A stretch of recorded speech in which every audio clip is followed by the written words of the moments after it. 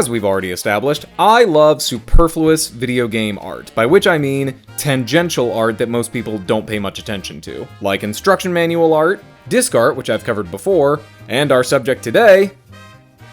What do I call this? I looked to see if there's a specific name for this subsection of art, but I couldn't find anything. It's not reversible cover art because many of them are not intended to be reversible, so I settled on inner cover art, the art that's on the opposite side of the cover. It's good enough, right? I love this stuff. It's such a seemingly simple thing, but it makes the simple act of opening a case much more fun and, dare I say, immersive. There's a lot of great examples of this, but I don't want this video to go on too long. This is going to be a bit of a shorter video because I figured since the Banjo-Kazooie review was late, I owed you an extra video this week. So let's take a quick look at some of the games I own and what their inner cover art looks like. Now this kind of thing is basically only found on systems that make use of transparent game cases, and probably the earliest system to make use of that is the PlayStation Portable. And this is all I can talk about. Yeah, I only own 3 PSP games, which is a pitifully small selection, but there's some good stuff here. In particular, I love this art for Portable Ops. Snake on top here and all the villains below him, it just looks so cool. Oddly though, this is the only Metal Gear game that did this, at least that I'm aware of. Metal Gear Solid 4? Nope. Metal Gear Rising? Nope. Metal Gear Solid 5? A list of controls, which is almost worse than nothing. Not even Peace Walker did this, and that was also on PSP. Major missed opportunity. No doubt this is Kojima's biggest failure. I have way more games to look at on PS3, and it seems that the most consistent users of inner cover art are the first-party Sony published titles. The Last of Us has a piece with Joel on one side and Ellie on the other, which I really love. All the Uncharted games have decent ones. And PlayStation All-Stars has this great lineup of all the fighters. It might look a little cheap, but not as cheap as the disc art. Also, while we're here, say hello to the most recent addition to the collection, Demon's Souls, which has this awesome-looking chained dragon. My favorite one on PS3, though, is the Ico and Shadow of the Colossus collection. This one actually is a reversible cover art, where one side is the gorgeous original cover for Ico, and the other side is Shadow of the Colossus. This is so stylish, beautiful, and just downright perfect. Sony continued this tradition on PS4 to more varied results. Days Gone is kind of just whatever. It's just a shot of dudes in a snowy mountainous area. The Last of Us Part 2 is on a similar level with this simple wide shot of Ellie on a horse, but I really like Death Stranding's inner cover with the cast list at the bottom, and the handprint under the disc is so perfect. A lot of these are reversible covers as well, many of them just the standard cover art without the PS4 banner, like Infamous Second Son and The Last Guardian. These are fine enough, but I'd like to take a moment to be completely petty about Spider-Man.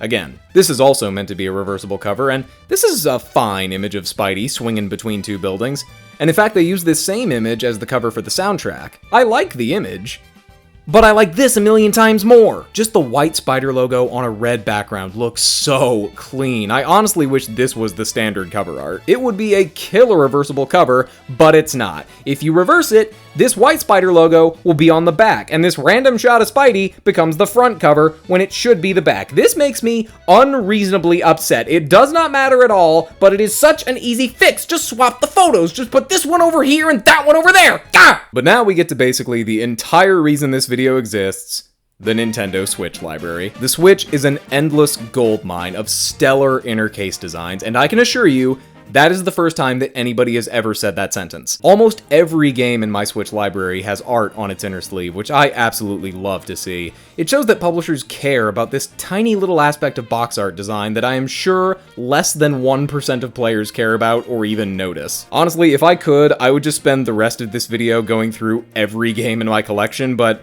I don't have the YouTuber clout to do that yet, so let's just look at a few highlights. And one lowlight, because apparently Ubisoft just doesn't care! Now some of these do also offer reversible covers, the most stylish of which are, unsurprisingly, the Splatoon games. These reversibles both highlight the Salmon Run game mode on their fronts and the story mode on their backs, but they also change the spines to better reflect the style of the games, changing the font and putting the little squid logo at the top. Metroid Prime Remastered has a very nice looking reversible cover art that replicates the European cover art for the original, and the back cover just becomes this slick design of the emptiness of space with the game's logo in the center. Easily my favorite reversible cover though has to be for Advance Wars 1+2 Reboot Camp. This This is just better. This is just a better cover art. Why wasn't this the standard design? Anyway, moving away from reversibles, a common trend you'll notice is informational lists, like in Clubhouse Games' 51 Worldwide Classics. The inner cover shows the icons for all 51 games included, or Nintendo World Championships NES Edition, which shows pins representing the 13 games included. Why did they not center the bottom row? My favorite one in this category has to be Super Smash Bros. Ultimate. All the fighters pictured, ready to fight below them, and when you take out the game card, there's the Smash Ball logo. That's another fun thing I love, when they hide something underneath the game card, like with Detective Pikachu Returns. There's a big silhouette of Pikachu on the left, and removing the game card, there's...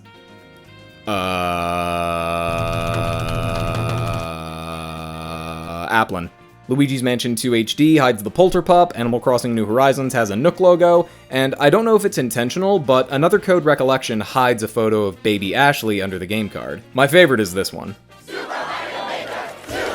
This whole design as well is just perfect for the game, and that's really what you love to see, art that reflects the experience you're about to have. Breath of the Wild excels in this area. This is one of the best art pieces Nintendo has ever produced. This image of Link and the Hyrule landscape is just timeless. Tears of the Kingdom whiffed in this aspect though. This is significantly more lame and disappointing, but at that point, it still accurately reflects the game. Oh shit! Speaking of lame, Cadence of Hyrule's inner cover is just the cover art without the title. It's literally the exact same image.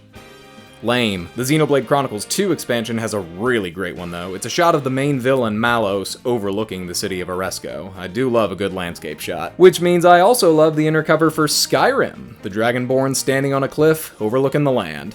Just awesome. Dark Souls Remastered has a shadowy image of one of the game's Silver Knights, equally awesome. And finally, the one I love the most is the one that's the hardest to see. Emio the Smiling Man has this awesome, dark, imposing shot of someone sitting on the ground crying, and right behind them, you can just barely see the titular Smiling Man. I love this shot so much. It is a perfect representation of the game's horror, and gosh, it makes me want to play the game all over again. It seriously is a great mystery thriller, but I'm getting sidetracked, and this video is already longer than I thought it would be, so I better wrap this up. Thank you so much for watching. I hope you enjoyed this needless look at perhaps the most overlooked aspect in video game physical media, and if you happen to have any pieces of inner cover art that stick out in your mind, shout them out in the comments. I always love hearing from you guys. Thanks again for watching, and until next time, always ask the question, why did they print control layouts for Mario Kart 8 Deluxe and Tetris 99? What is the point of this? Check it out, I'm in the house like carpet. And if there's too many heads in my blunt, I won't spark it out, put it in my pocket and save it like rocket fuel.